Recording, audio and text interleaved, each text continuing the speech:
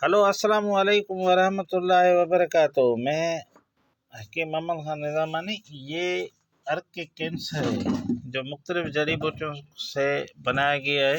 इस क्योंकि ये बहुत तलख़ दवा होती है, लोग पी नहीं सकते, तो हमने इसको अर्क में कन्वर्ट कर दिया है। तो ये अर्क मुसफ़ी भी है खून के लिहाज से। हमा किस्म के जुमले इमराज में भी दिया जा सकता है, इमराज खबीसिया में। इसके बहुत अच्छे रिज़ल्ट हमें मिले हैं जिगर के कैंसर पे। फ़िलहाल जिन कैंसर पे इमराज पे मैंने दिया है वहाँ मुझे अच्छे रिज़ल्ट मिले हैं।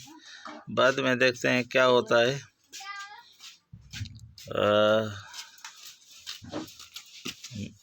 ये है अर्क के कैंसर।